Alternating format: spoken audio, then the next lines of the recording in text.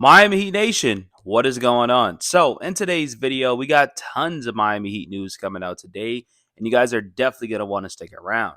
Now, before we do start today's video, if you guys enjoy Miami Heat content, we do upload every single day. Our goal this year is to upload for 365 days, and I couldn't do without you guys. So I just want to say I appreciate y'all. I love y'all. Continue to keep liking, sharing, subscribing, and hopefully you guys had a great Thanksgiving with your family.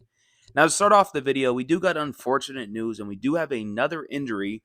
As this Jaime is dealing with a right groin strain, and he did not practice with the Miami Heat today, and his status is questionable. So there's a chance he does play, and there's a chance that he doesn't play. So it's 50-50.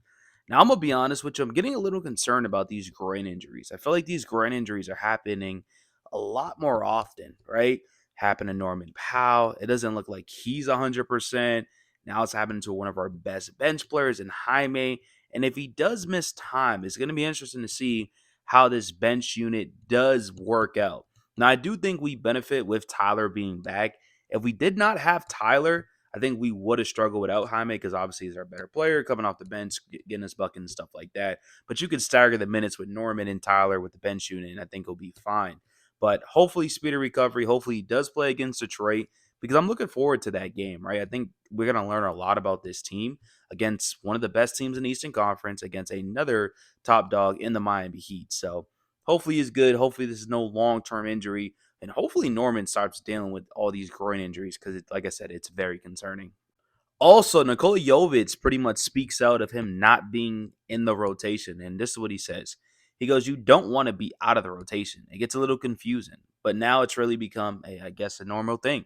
He goes, "The good thing is I have examples like Duncan Robinson. Before he would be a big piece and then not play at all, and a lot of stuff like that. So I'm just chilling and waiting for my opportunity." And I'm gonna be honest with you, like reading this, like I do have a soft spot. I do feel bad, but at the end of the day, he hasn't played well. So you can mix the injuries and him not playing well.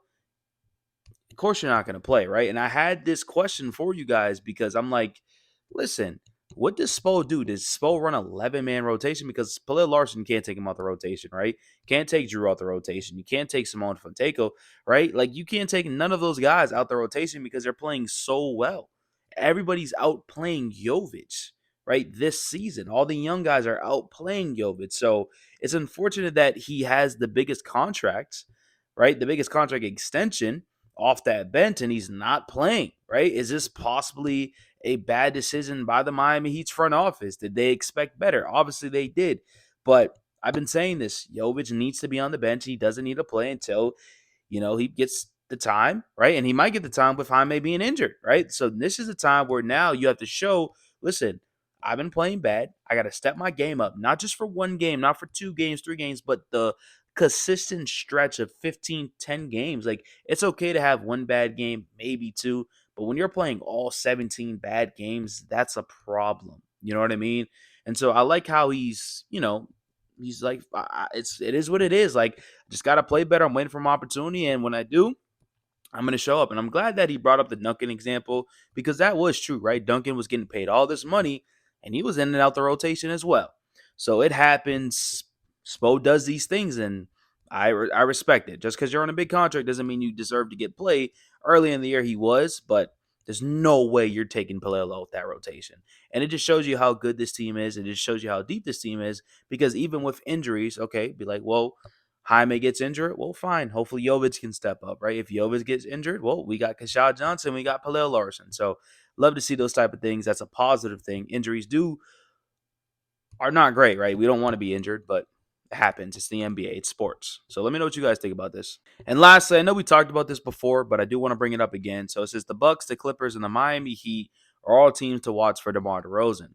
I personally think DeMar DeRozan will be a salary dump. I don't think he goes for anything. I don't think he has the best trade value, right? Think about DeMar DeRozan. Yes, he can give you 20 plus points, but not the best defender. He can't really spread out the floor. It takes mid-range shots that isn't the greatest, right? I'm not the biggest fan of him, right? And if we have to trade for him, even with a salary dump, there's not one player on my team that I would give up. Not draft capital, not one player, nothing for old washed up DeMar DeRozan. I'm all set. right? So I think we don't need to, bring this topic back up. I think we just shut it off right here.